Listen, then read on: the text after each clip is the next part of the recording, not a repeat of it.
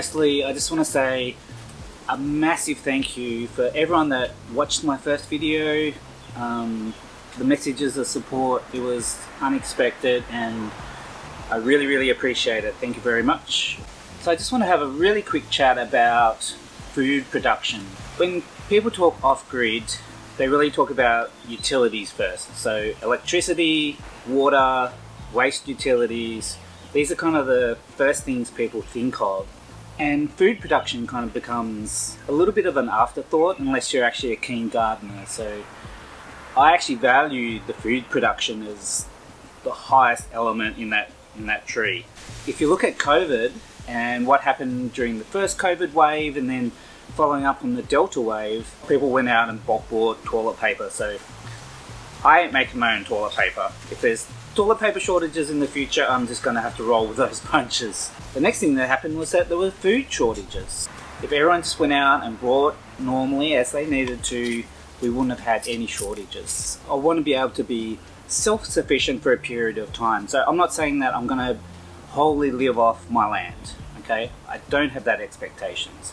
I want to grow what's appropriate for me in a specific location that grows well, and I want to be able to live in an emergency, 2 to 4 weeks off my own produce if I need to, and just supplement not having to go out off the property quite so often to grocery shop as well.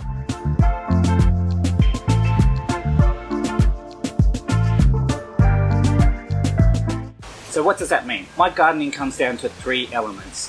First of all, we've got organics, we've got no dig, and we've got compost. So these are all intertwined together. I believe that growing organic food is not just better for you, but I also believe that the plants are healthier, they have better root systems, and they produce better. No dig is my style of gardening, and we're going to move across to one of my no dig beds in a minute, and we're going to talk about that. Compost is what ties it all together. I produce my own compost and I use it in my no dig beds. It's super simple, super easy, and I can produce all the materials here on site for free. It doesn't get any better than that. What do you think am I singing? And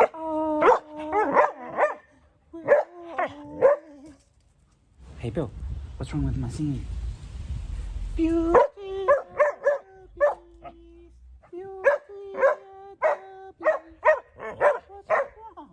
Us no diggers believe that soil has structure. So if you dig your garden beds, you're actually disturbing that structure that takes time to repair.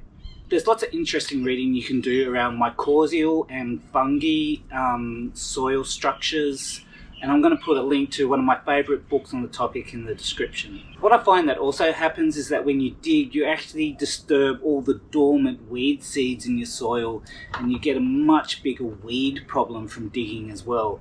I also found from personal experience that when you dig, if you've got some heavy soil, within a few months that soil is recompacted anyway. So we like to build the soil up rather than dig it. So how do the new season crops get some new nutrients? So instead of using artificial fertilizers and synthetic fertilizers, all I do is I take the organic compost that I made in the previous year, and at the end of winter, before I plant my new season crops, we just put a layer of like 2 to 3 inches on top, and nature just takes care of the rest, getting all those nutrients with worms and just with the weather down through the soil to the roots where the plants need them. I'm going to show you how I made the last no dig bed, which is just around the corner. I did that last year, and we're into the 2nd productive season so far.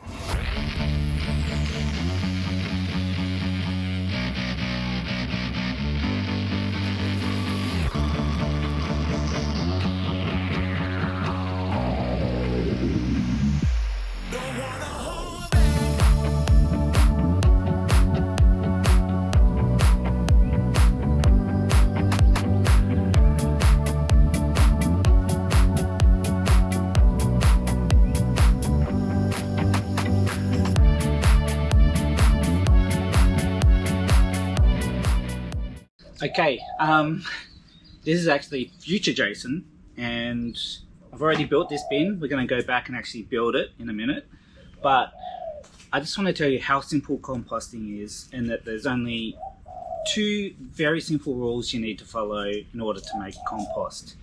So Mother Nature is amazing at breaking down things all on her own. If you took a big pile of wood chips and left it, in about 2 years time you'd come back and it'd be some really nice compost. 2 rules when you're putting your materials in. You can play around with the ratio, but if you just started with a 50-50 mix of greens versus browns, that will get you started in the right direction. Composting is a aerobic system, so it actually needs air. If it rains and the compost bin gets saturated, that water is going to displace the air and you're going to end up with an anaerobic system, and that's when it's going to smell and be slimy, and we don't want that. So just put a cover on it. So last year, that's all I did. I didn't worry too much about temperature. You can cold compost, there's nothing wrong with that. It's just going to take a little bit longer, and that's what I did last year. I cold composted. Within 11 months, I had some really nice usable compost that actually in that corn bed that you've seen before, and the corn is doing fantastic, I must say. This year I want to take a little bit more notice of the temperature, so I am actually going to be a little bit more active with it and try to get the temperature up and stable for a period of time. But it's not strictly necessary. You will make compost just following these 2 simple steps. Let's go back and actually build it.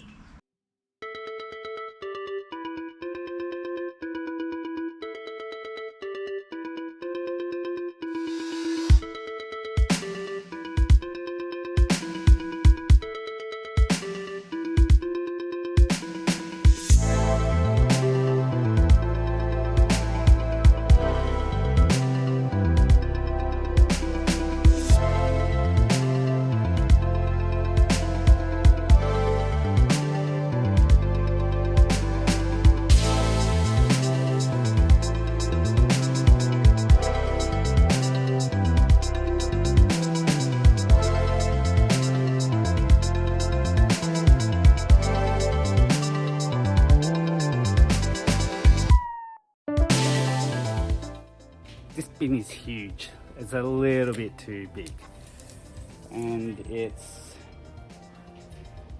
1.4 meters by 1.4. I think just to take a little bit off it, like 1.2 is going to be better. So what I'm going to do is I'm going to break a couple of these panels and just overlap them a little bit. So I want to end up with a 1.2 by 1.2 meter compost bin.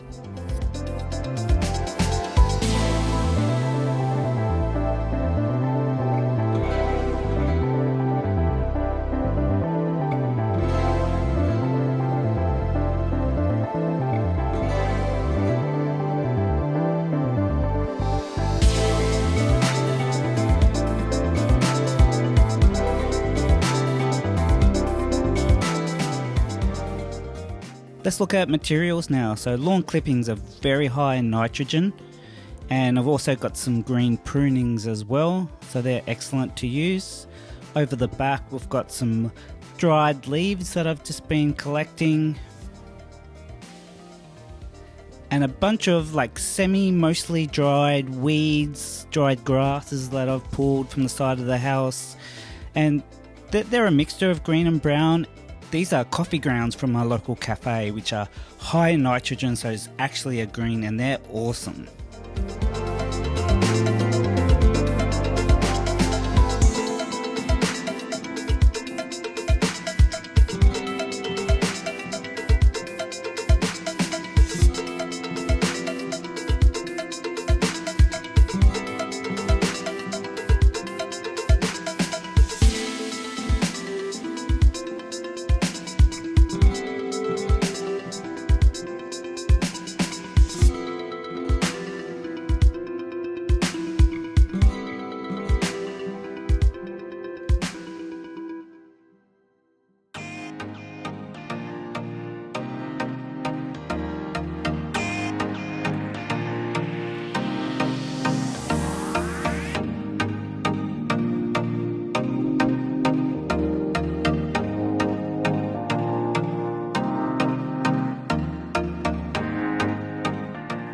These compost thermometers are absolutely fantastic. If you're interested, there's a link to one in the description below.